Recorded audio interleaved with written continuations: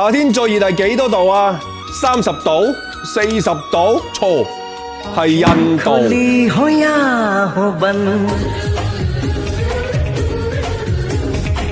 今年印度熱死人啦，唔係誇張修辭手法，佢哋真係熱死咗人。截至5月底，印度官方通報就話高溫直接導致咗30至40人瓜柴，但係印度時報就話目前官方統計可能存在嚴重低估，中暑病例大約有585例。到底熱成點樣可以熱死咁多人嘅呢？根據官方嘅數據，印度嘅拉賈斯坦邦最高溫度去到51度，破咗印度70年嚟嘅紀錄。喺印度嘅首都新德里，連續多日氣溫徘徊喺45至46度，就連夜晚都去到35度。印度嘅社交媒體自己就爆料，喺冇用熱水器嘅情況底下，自來水嘅溫度可以高達51度，連自來水都咁滾嘅地表溫度就可想而知啦。新德里市區嘅地表溫度可以去到57度，有人測試過㗎啦。喺馬路度打隻雞蛋居然熟咗，哇！真係連石油氣都慳返喎，慳返。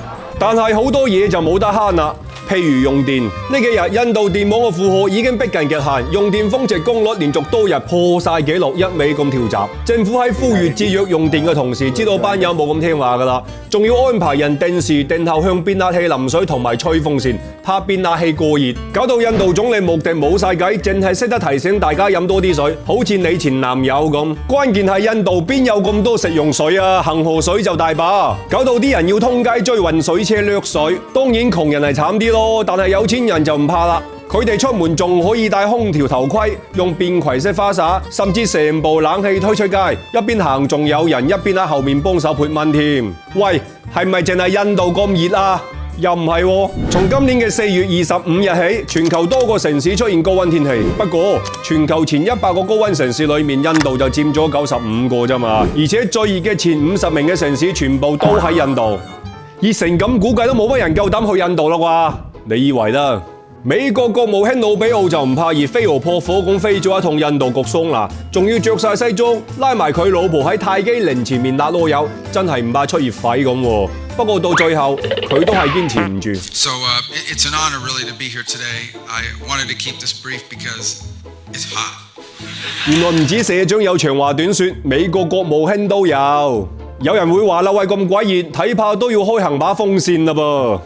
開風扇仲大鑊，點解？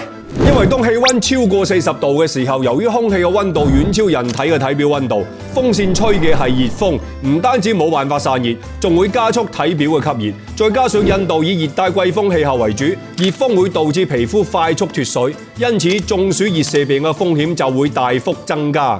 既然唔開得風扇，咁開冷氣得啦啩？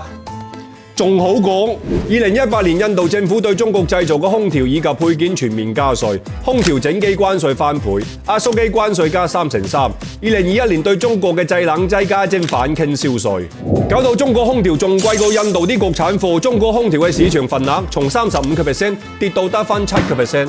冇辦法啦，都冇錢賺咯。大部分嘅中國空調只能夠退出印度市場。最攞命嘅就係印度熱成咁樣，佢對冷氣機嘅年需求大約係1500至1600萬部，但係本土產能得嗰550至600萬部，再加上日韓嘅高價冷氣機，每年冷氣機嘅缺口超過1000萬部。阿莫迪，我明白你都有個印度夢，想自力更生實現偉大復興，但係都唔可以攞老百姓條命嚟教飛㗎。留個問題俾各位社員：印度熱到搞出人命，究竟係天災定係人禍呢？歡迎討論。中國今年應該會比往年熱，特別係南方，大家記得做好防暑措施啦。今期先講到呢度，下期見啦。